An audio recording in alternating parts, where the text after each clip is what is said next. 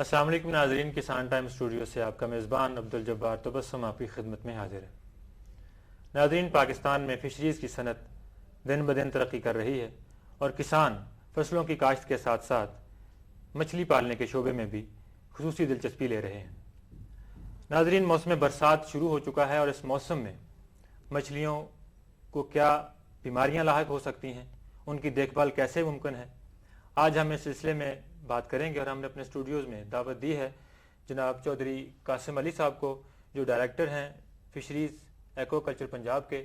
ان کے ساتھ تشریف رکھتی ہیں محترمہ ڈاکٹر افضال رانی صاحبہ، آپ اسسٹنٹ ڈائریکٹر ہیں فشریز ایکوا کلچر لاہور میں۔ تو چودھری صاحب، ہم بات چیت کا سلسلہ شروع کرتے ہیں۔ سب سے پہلے آپ یہ بتائیں کہ موسم برسات میں مچھلی پال حضرات کو کن مشکلات کا سامنا کرنا پڑ سکتا ہے؟ موسم برسات میں فش فارمر کو جو فیلڈ میں سب سے زیادہ رپورٹنگ ہوتی ہے وہ ہوتی ہے کہ مچھلی کی مواد ہو رہی ہے۔ مچھلی کی مواد جو ہوتی ہے یہ کن وجوہات کی بنیاد پہ ہوتی ہے، اس کا جاننا، یہ کسان بھائیوں کو اس کے متعلق معلومات فراہم ہونا بہت ضروری ہے، جو ہم آپ کی وساطت سے آپ آج بتا رہے ہیں کہ برسات کے موسم میں بادل جب چھائے ہوتے ہیں تو آکسیجن کا عمل جو ہوتا ہے وہ بڑھنا کم ہو جاتا ہے یا بالکل رک جاتا ہے، جس کی وجہ سے پانی میں فارم میں جو آکسیجن ہوتی ہے اس کی کمی ہو جاتی ہے، جس کی وجہ سے دم گھٹنے کی وجہ سے مچھلی کی مواد ہونا شروع ہو جاتی ہیں اور کسان بھائیوں کو بہت زیادہ نقصان ہوتا ہے۔ اور اس کے علاوہ انہی مہینوں میں مچھلی کی بڑھوتری بھی بہت زیادہ ہوتی ہے اور خوراک بھی بہت زیادہ کھاتی ہے، تو فش فارمر کوشش کرتا ہے کہ میں زیادہ سے زیادہ خوراک دوں اور مچھلی کو بڑھاؤں، جس کی وجہ سے وہ پیرامیٹر جو ہوتا ہے وہ آکسیجن کا لیول جو ہوتا ہے وہ خراب ہو جاتا ہے۔ تو اس میں یہ ہوتا ہے کہ کسان بھائیوں کو اس موسم میں خوراک کا بے تحاشا استعمال، بے تحاشا خوراکوں کا، گوبر کا، سبز چارے کا یا مصنوعی کھادوں کا نہیں کرنا چاہیے، اعتدال پسندی کے ساتھ موزوں تعداد میں اس کو خوراک دینی چاہیے۔ جی قاسم صاحب، اس موسم میں فارمر کو خوراک میں کس حد تک کمی لانی چاہیے؟ جو خاص باتیں ہیں فارمروں کو دھیان میں رکھنے والی بات وہ یہ ہوتا ہے کہ پانی میں اگر پانی کا لیول فارم میں کم ہے تو اس کو پورا کرنے کے بعد اس کا خیال ہونا چاہیے۔ خوراک پہ اس کی توجہ یہ مناسب خوراک میں دیں کہ چارہ، بعض اوقات کچھ لوگوں نے گراس کارپ جو فش ہوتی ہے پٹھے کھانے والی، چارہ کھانے والی، اس کو پا رہے ہوتے ہیں، اس میں بے تحاشا اس کا سبزے کا استعمال کرتے ہیں اور اس کی وجہ سے پالوشن ہو جاتی ہے، پانی گندا ہونا شروع ہو جاتا ہے، آکسیجن کی کمی ہو جاتی ہے، بادلوں کی وجہ سے آکسیجن کم پیدا ہوتی ہے فارم میں اور اس کی وجہ سے وہ مواد جو ہوتی ہیں وہ واقع ہونے شروع ہو جاتی ہے۔ اگر خوراک میں ایک فارمر کمی کرتا ہے تو یقیناً اس کی پروڈکشن میں بھی اس حد تک کمی ہوگی، تو اس کو کس طرح مینج کیا جا سکتا ہے کہ خوراک میں بھی کمی لائی جائے اور پروڈکشن بھی اس کی متاثر نہ ہو؟ یہی ایک جاننے والی بات ہے کہ جب ہم فارمر کو کہتے ہیں کہ آپ اس کو خوراک تھوڑا سا کم کر دیں، کہ فارمر یہ سوچتا ہے کہ شاید اس سے اس کی مچھلی کی گروتھ پہ فرق پڑے گا۔ ایسا نہیں ہوتا کہ زیادہ کھانے سے جو مچھلی مرے گی اس کا نقصان زیادہ ہوگا بنسبت اس کے کہ آپ اس کو اعتدال پسندی پہ لیں اور موضوع خوراک پہ مچھلی کو یہ نازک پیریڈ جو ہے 2 ماہ کا اس کو نکال لیں اور آگے لے جائیں پیریڈ کو، سردیوں کو ستمبر تک لے جائیں گے تو اس سے آپ کا پروڈکشن جو ہے وہ بہتر ہوگی، نہ کہ اس میں نقصان ہوگا۔ جی ڈاکٹر صاحب، آپ یہ فرمائیں کہ موسم برسات اگر شروع ہو اور اس کی فارم میں بیماری پھیل چکی ہو، مچھلیاں مر رہی ہوں، تو ایک عام فارمر کو کس طرح پتہ چلے گا کہ اس کی پاؤنڈ پہ جو ہے نا وہ بیماریوں کا حملہ ہے، اس کی مچھلیوں کی مواد واقع ہو رہی ہے، وہ کیا کیا نشانیاں ہیں، کس طرح اس کو پتہ چلے گا؟ تھینک یو تبسم صاحب، بہت شکریہ آپ کا ہمیں اس پروگرام میں انوائٹ کرنے کا۔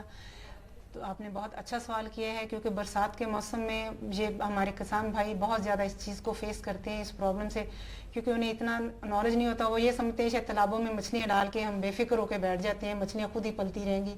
لیکن خاص طور پہ ویسے ہم ریکمینڈ یہی کرتے ہیں ہمارا محکمہ کہ آپ تالاب صبح کے ٹائم پہ ضرور تالاب کا چکر لگائیں، اس سے آپ کو پانی کی نوعیت کا اور مچھلیوں کی کنڈیشن کا پتہ چلے گا۔ اور برسات کے دنوں میں خاص طور پہ کیونکہ یوں ہوتا ہے کہ جب بادل چھائے ہوئے ہوتے ہیں تو اس وقت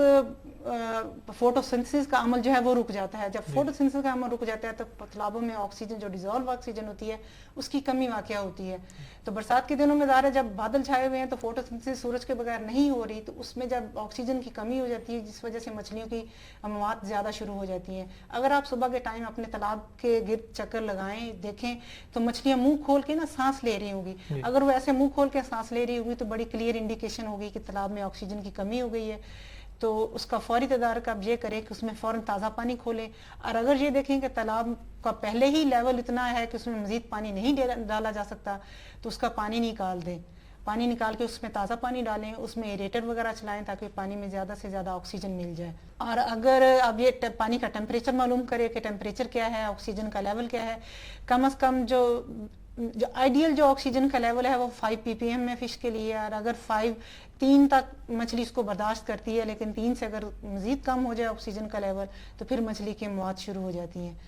اگر فارمر یہ سمجھتا ہے کہ اس کی آکسیجن بھی صحیح ہے، پانی بھی صحیح ہے، تو پھر اسے یہ چاہیے کہ وہ فوری طور پہ ہمارے محکمے کی طرف رجوع کرے، ہمارے ماہرین وہاں جا کے اس کے پانی کا انالیسس کر کے یا ٹیسٹ اینٹک کر کے دیکھ کے کہ اس میں کیا پرابلم ہے، پھر اس کا تدارک اور اس کا حل بتائیں گے تاکہ مچھلیوں کو مرنے سے بچایا جا سکے۔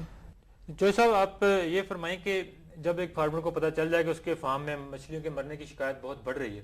تو ابتدائی طبی امداد کے طور پر اس کو سب سے پہلا سٹیپ کیا لینا چاہیے؟ سب سے پہلے سٹیپ اس کو یہ لینا چاہیے کہ اگر پانی کا لیول گنجائش ہے تالاب میں پانی مزید ڈالنے کی تو اس کو فوری طور پہ تازہ پانی ڈالنا چاہیے،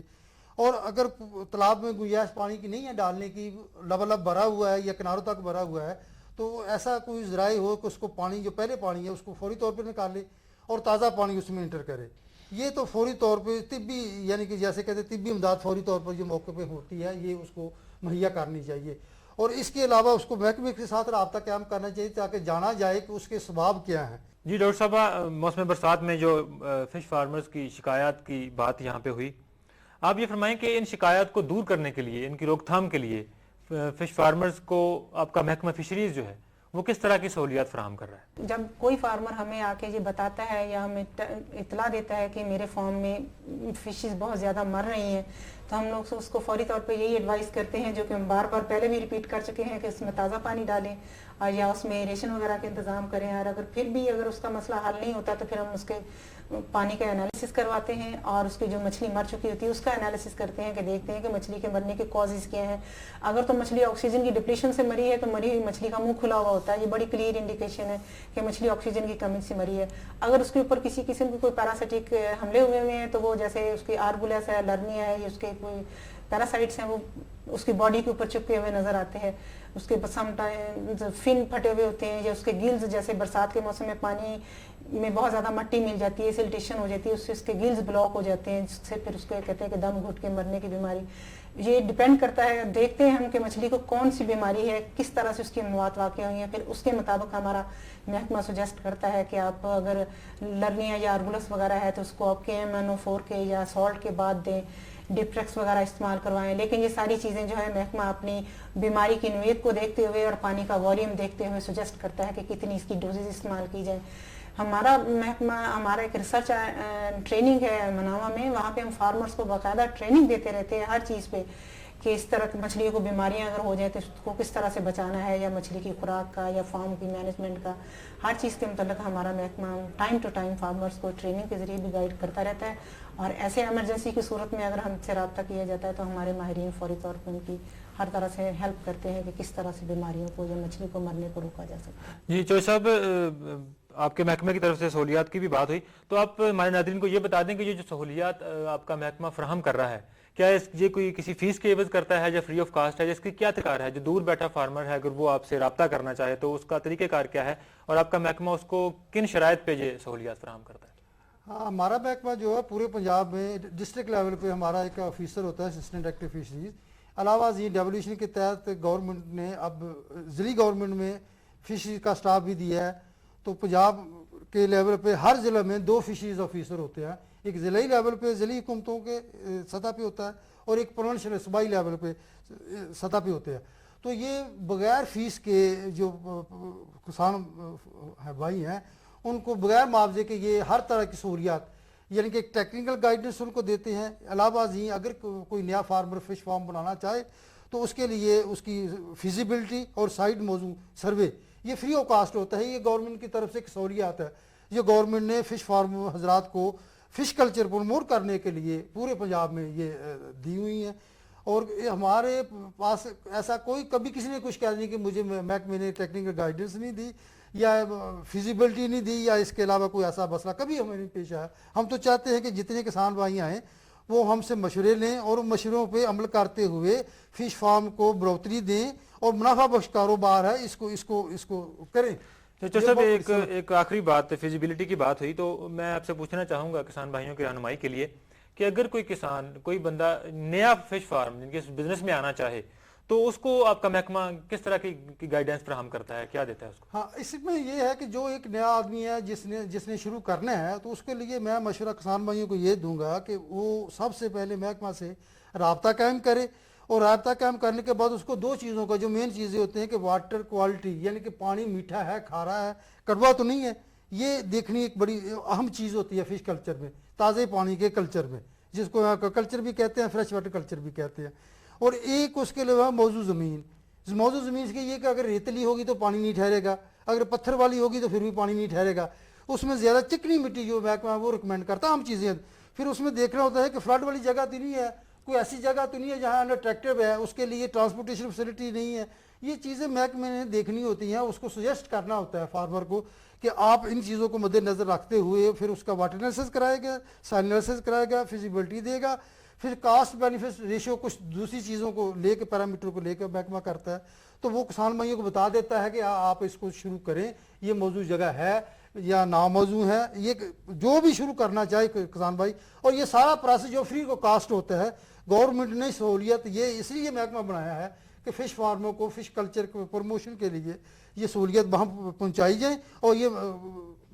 فش فارموں تک یہ سہولت دی جائے تاکہ فش کلچر کو پروموٹ کیا جا سکے. جی چودھری قاسم علی صاحب اور محترمہ ڈاکٹر افضال رانی, آپ کی آمد کا بہت بہت شکریہ. جی ناظرین, آپ نے آج ہمارے ماہرین کی باتیں سنی اور ہمیں امید ہے کہ آپ ان ماہرین کی باتوں پر عمل کر کے اس موسم برسات میں اپنی مچھلیوں کو مرنے سے بچانے کے لیے اہم حفاظتی تدابیر اختیار کریں گے. اس کے ساتھ ہی ہمارے پروگرام کا وقت ختم ہوا چاہتا ہے. اپنے میزبان عبدالجبار تبسم کو اجازت دیجیے. اللہ نگہبان.